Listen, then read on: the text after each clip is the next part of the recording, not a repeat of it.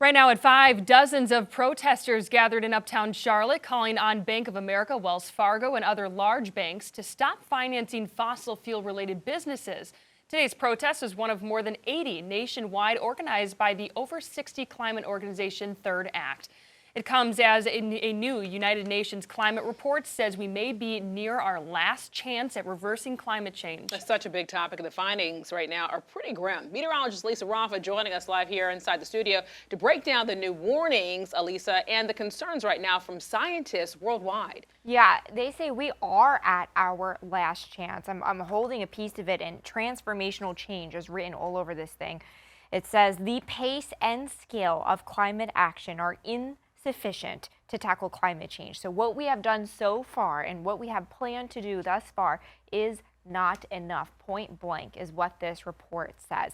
Now, back in 2012, our smartest scientists, world leaders all met to talk about this and decided that 1.5 degrees above warming, that average is kind of that point of no return. We really need to limit before 1.5.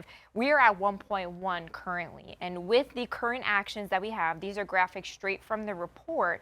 So this is what the implemented policies are right now. It doesn't take us to 1.5 to limit our warming before that happens, right? To take steps to avoid warming more than 1.5 degrees, we need to take a big curve and a big change in our actions and what we're doing. And I love this graphic because it puts it in human perspective. This is our warming in the industrial era because of our emissions. And it shows, okay, someone that was born in 1980, it's in our lifetime. 2050 seems like it's far away, but this is in our lifetime. We are living with it as parents and grandparents. Anyone born in 2020, this is their lifetime. It is their generation that's going to be dealing with these impacts if we do nothing.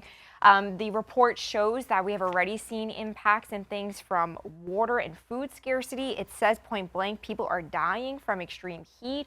Mental health is a problem, climate refugees, like it lists so many impacts when it comes to our own health and well-being and our ecosystems. This is a look at changes in these ecosystems with this warming, and you can see all of the deep purples, especially in some of those tropical regions where we could really see some significant ecosystem loss. So it goes through a lot of details. It hits through a lot of impacts, again, from top to bottom when it comes to people and ecosystems. Yeah. It's pretty detailed. I mean, it really is, and it's a lot to hear. It's a lot to process. And when you hear this, I mean, you're kind of saying, well, can you still be hopeful? Are there solutions at this point? It actually is so wonderful how it starts with the warning, and then halfway through, there's hope.